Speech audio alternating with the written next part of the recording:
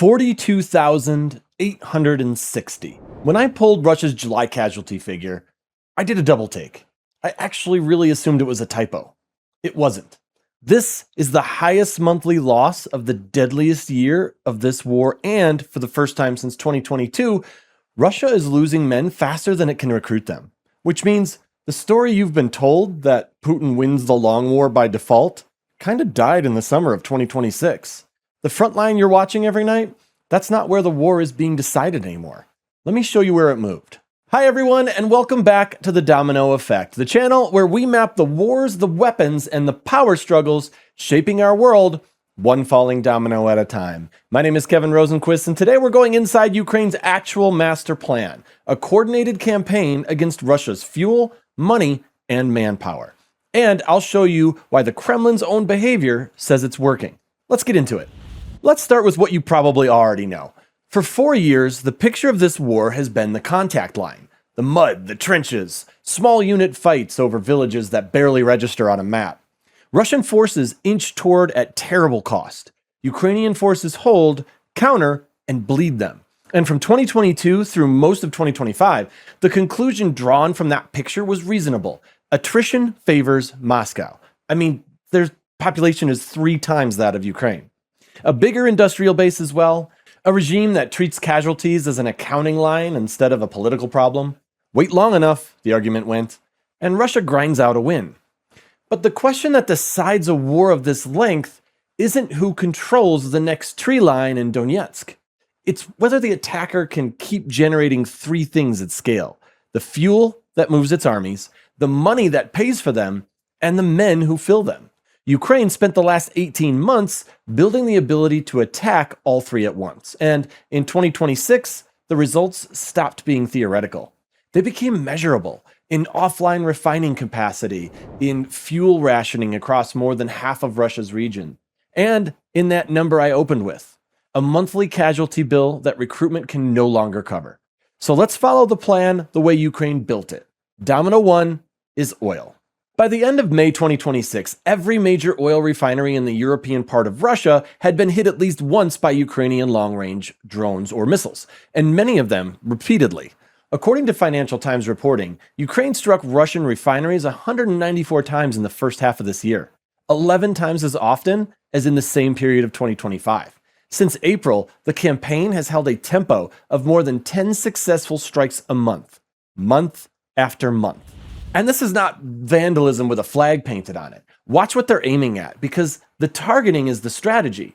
Early in the campaign, strikes hit primary distillation units, the big, obvious hardware, which Russia can patch up in weeks. Through 2026, the aim shifted to the secondary processing units, the machinery that turns crude into gasoline, diesel, and jet fuel. That equipment is largely Western built, sanctioned, and close to irreplaceable. And when the repair crews get to work, the drones come back and hit the same units again before the job is finished. So don't ask what got hit. Ask what can't be replaced. Hold on to that test, because before we're done, you'll be able to run it on this entire war. The reach grew with the precision. At the start of the full-scale invasion, Ukraine's long-range drones topped out at around 370 miles. By 2026, systems flying more than 1,000 miles were in routine use. And in early July, a strike reached the Omsk Refinery in western Siberia, Russia's largest, roughly 1,550 miles from the border. Strategic depth was Russia's oldest military advantage, centuries old. Ukraine just deleted about 1,000 miles of it in 18 months. Then there's Moscow itself. In mid-June, the Gazprom neft refinery at Kapotnya on the southeastern edge of the capital took 2 strikes within 72 hours. Industry sources told Reuters the plant will not produce again until some point in 2027. That single facility supplied roughly 40% of the Moscow region's gas line. That one facility supplied roughly 40% of the Moscow region's gasoline. Supplied, past tense. Residents of a city that was promised this war would never touch it watched a column of black smoke climb over the skyline. Ukrainian officials call this campaign long-range sanctions, and quite honestly, that's probably the most accurate phrase anyone has produced in this war. Western sanctions try to cut the price Russia earns per barrel. Ukrainian drones cut whether the barrel becomes anything at all. A refinery that cannot run earns the Kremlin nothing at any price. And remember what's at stake here. In the year before the invasion, oil and gas taxes supplied around 45% of Russia's federal budget. That makes this a strike campaign aimed directly at the war's bank account, which brings the fire to domino number 2, because refineries burning 1,000 miles away only matter if the damage reaches something Putin actually needs. In June and July of 2026, it did. Russia's crude oil output fell to its lowest level in at least 2.5 years. By July, industry sources told Reuters that domestic gasoline production accounted for about 65% of demand. Do the math on the missing third, and you get exactly what came next. Purchase limits and rationing spreading across more than half of Russia's regions. Queues stretching for miles at stations from the Moscow suburbs to Siberia. And occupied Crimea declaring a state of emergency over fuel, at times banning sales to civilians outright. The strain runs through the occupied south, too. After Ukrainian drones went after roughly 90 vessels, Russia suspended shipping in the Sea of Azov, one of the arteries feeding its forces and its exports. The Kremlin's own countermoves tell you how serious this is. Moscow banned gasoline and jet fuel exports, then added diesel in early June. By late July, Deputy Prime Minister Alexander Novak had extended the gasoline ban through the end of 2026 and would only say the diesel ban might lift as the market recovers. Every one of those bans protects the home market by burning the export revenue that pays for the war. Fuel or foreign currency. Pick one. The Kremlin is now making that choice every month. And then there's this, which is probably my favorite detail in this entire story. Russia, the world's third largest producer of crude oil, a state whose entire geopolitical identity is built on hydrocarbons, is importing gasoline from India. Take a second with that one. The gas station of Eurasia is filling up at somebody else's pump. And there's a quieter cost here too.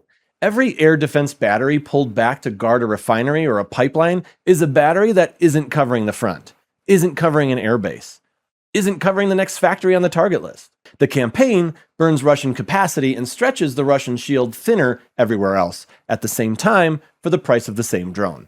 Fuel is one input no war can run without. The other is men. Domino 3 is the number I had to read twice. Here is Russia's 2026 month by month according to Ukraine's general staff.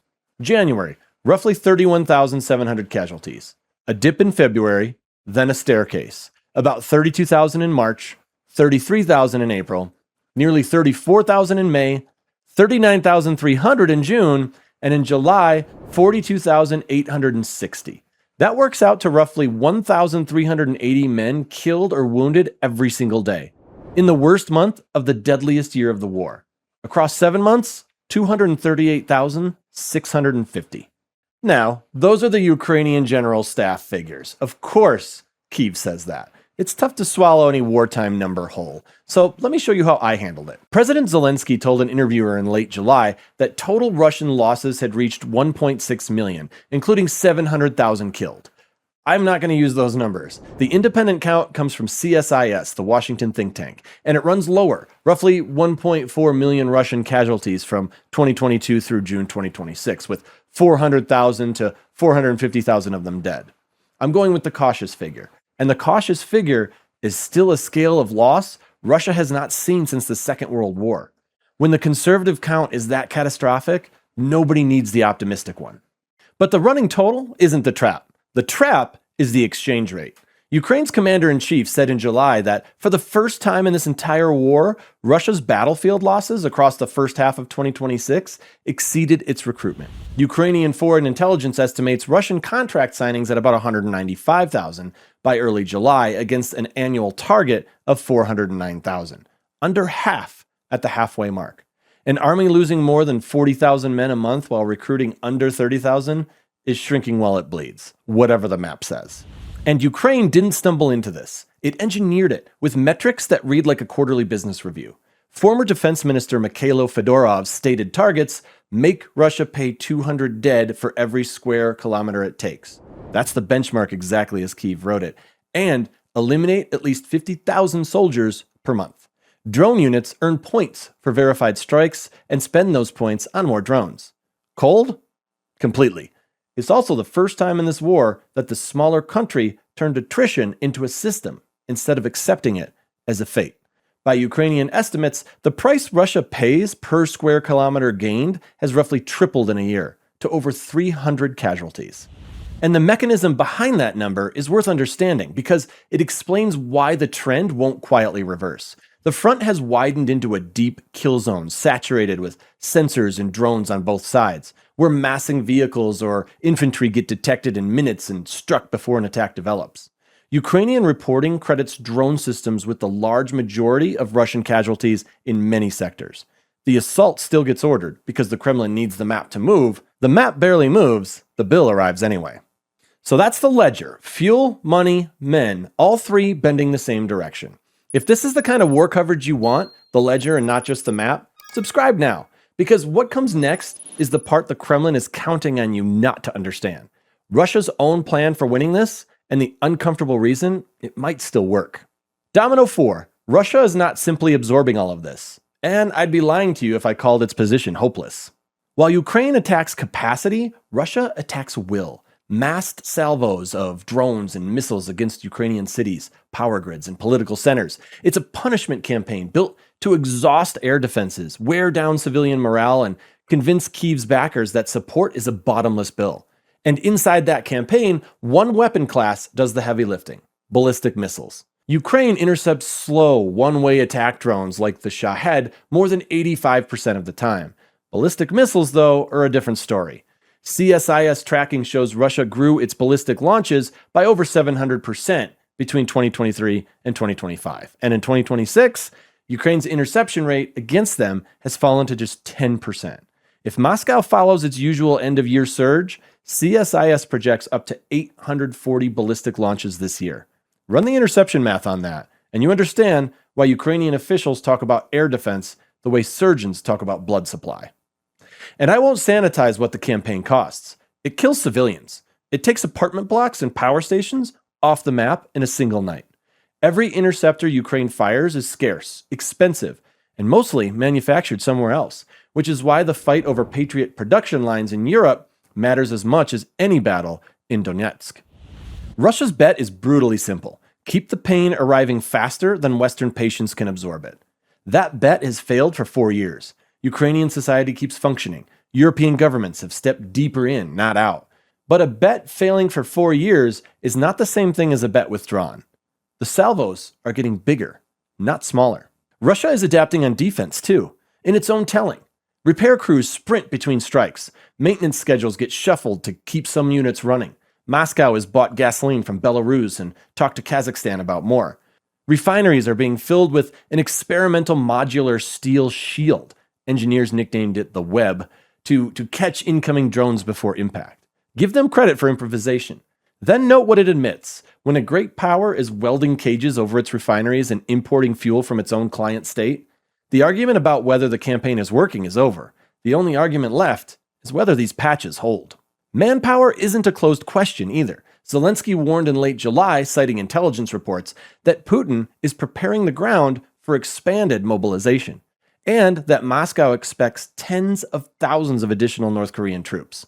Russia still holds reserves it hasn't touched, because touching them carries real political risk at home. A regime that has survived sanctions, isolation, and 1 million plus casualties has at least one more deeply unpopular decision left in the drawer, and a demonstrated willingness to reach for it. So let me give you the honest shape of this war. Ukraine is attacking Russia's ability to fight. Russia is attacking Ukraine's willingness to fight. Those are two different wars, running on two different clocks, and only one of them has to succeed. Which is the final domino, and the real meaning of the title. The question was never whether Putin is doomed on some schedule. Nobody serious will put a date on a Kremlin decision, and I won't either. The question is which clock runs out first. And this is where the three pressure lines stop being separate stories and become one machine. Fuel shortages, slow Russian training, logistics, and movement. Manpower deficits force choices about which axes to reinforce and which refineries to give air cover. Burned refineries shrink the revenue that funds the recruitment bonuses that were already missing their targets. Each failure feeds the next one. The feedback loop is real, and it's running against Moscow. Russia cannot replace sanctioned refinery equipment while it's being restruck on a cycle. It's not replacing 40,000 men a month at current recruitment. What it can still replace at scale and on schedule, though, is ballistic missiles. That is the entire war in 3 lines, and it's a test you can run yourself on the next month of headlines. No commentary needed, mine included. If you want a precedent, history keeps exactly one on file, and it's worth 30 seconds. In the spring of 1918, the German army was still advancing on the Western Front, taking ground, moving the map, looking to contemporaries like the side with momentum. By November, it had collapsed because the categories that decide long wars, food, fuel, replacements, industrial output, had quietly failed behind the advancing line. The map was the last thing to know. History won't run on your deadline. But now you know which columns of the ledger to read. Because in attrition wars, the side gaining ground and the side running out of war are sometimes the same side. None of this is destiny, and I want to be straight with you about the conditions. Ukraine's side of the race depends on drone production lines running, on Western intelligence flowing, and above all, on European money staying committed. And Russia's punishment campaign is aimed at exactly that resolve. But as of early August 2026, the direction of every measurable pressure is set. The recruitment gap is documented. The refining damage is visible from orbit. The rationing is written into Russian policy. Novak's export bans and the fuel queues outside Moscow are the Kremlin conceding the point in actions, whatever it claims on state television. Remember that column of smoke over Kapotnya? That is what it looks like when a war designed to be fought in somebody else's country moves in and stays. So, watch 3 things through the fall, in this order. Watch whether Russia's usual end-of-year ballistic surge arrives, and how much of it gets through. Watch how long the biggest refineries stay offline. Repair time is the single cleanest measure of whether the campaign is winning its race against Russian adaptation. And watch the European funding decisions, because they are the one domino Ukraine can't control. 5 dominoes: the fuel, the money, the men, Moscow's answer, and the clock. And now, I want you to tell me, if you were running Kyiv's targeting list, where do the next 1,000 drones go? The refineries draining the war's bank account? Or the Iskander launchers that have cut Ukraine's interception rate to 10%? And the bigger one, which clock runs out first? Russia's refining capacity or Western funding? Make your case in the comments. If this breakdown made the nightly maps make more sense, subscribe and hit the bell so you're here when the next set of numbers lands. Until then, watch the ledger, not just the map. And we'll see you when the next domino falls.